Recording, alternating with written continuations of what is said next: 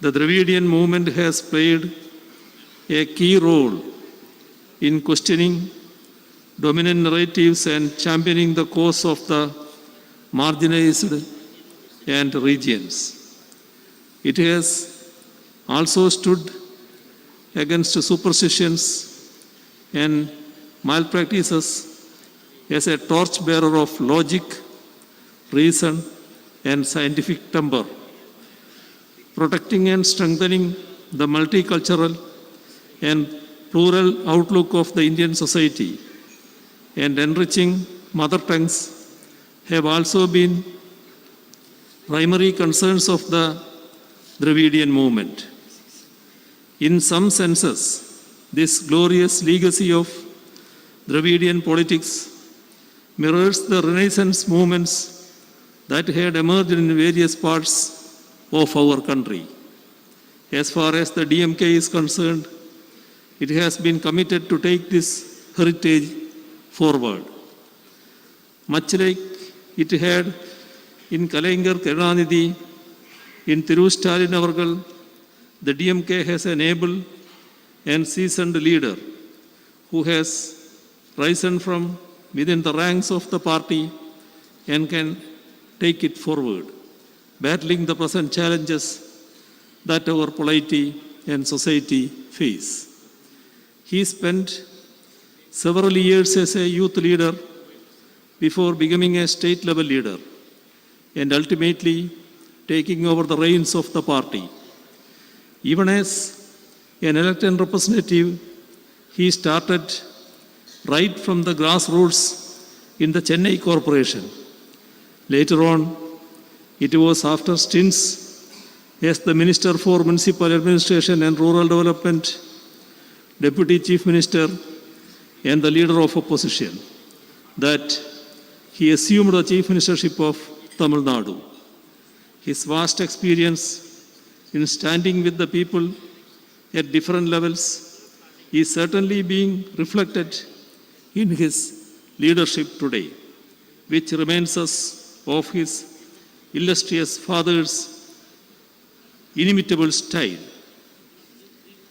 Stalin Avargal is one among the first in the country who stands up in defense of federalism whenever it comes under attack. When the rights and powers of states are sought to be trampled upon, he stands unflinchingly to secure them.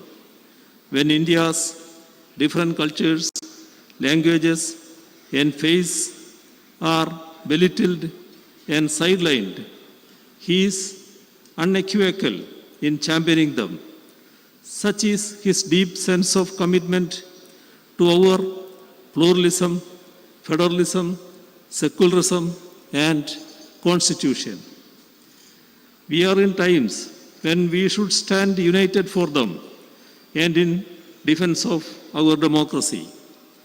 Only then can we ensure that the communal and authoritarian powers that hold sway in our country today give way to the progressive, secular, and democratic powers that ought to hold sway if India is to remain free and fair for all its citizens. I am sure that he will continue to fight for the same in the times to come too. Both Stalin Avargal and I had been imprisoned under draconian laws and tortured during the emergency.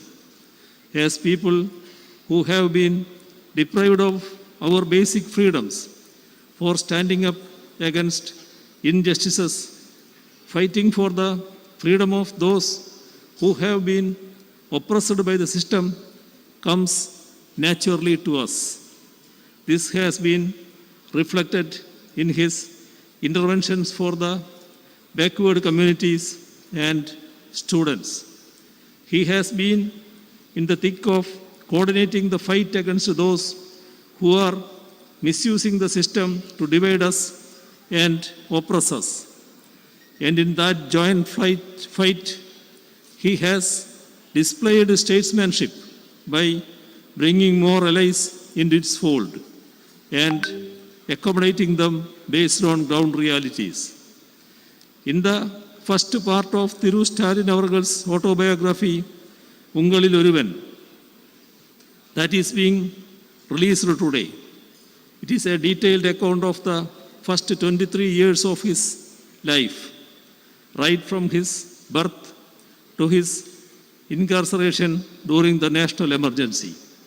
The household he was born and brought up in, his schooling and college days, his interactions with Periyar and Anna, his early political activism as a student, his initial stints with theatre and cinema, his use of theatre forms of political campaigns, the formation of the DMK's youth wing, his local level work for the DMK, and his election to local level leadership of the party, and his wedding have been detailed over 27 chapters.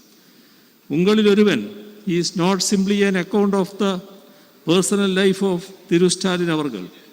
It is a first-hand account of the social and political history of the state of Tamil Nadu.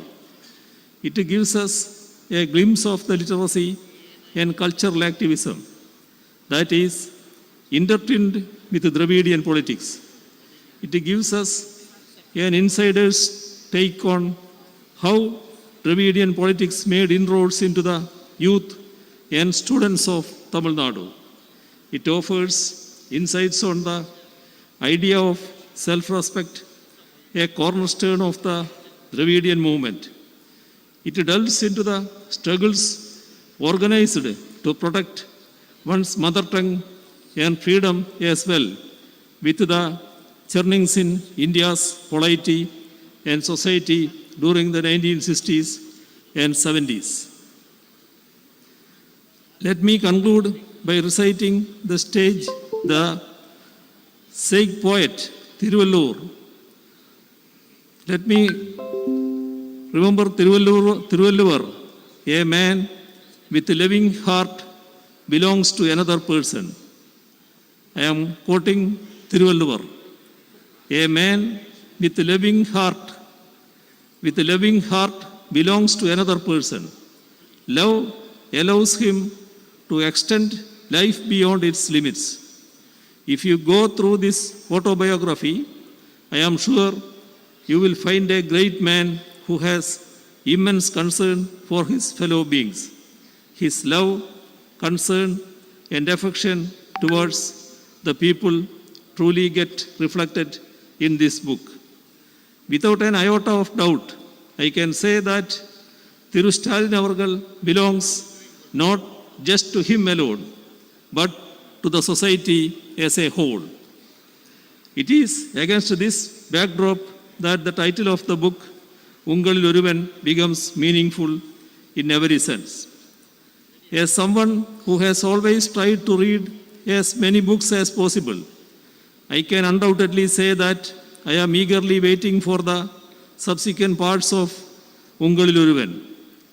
Part 1 certainly provides a sneak peek into what is to follow. By reading this book, one will be touching the man, Thiru Stalin Avargal. I hope that this autobiography, which makes a good read, will be well received by the public. I express my gratitude for inviting me also to be a part of this book release ceremony and convey my best wishes to the author, Brother Stalin. I gather that it is his birthday tomorrow. Let me also extend advance birthday greetings to him. Thank you.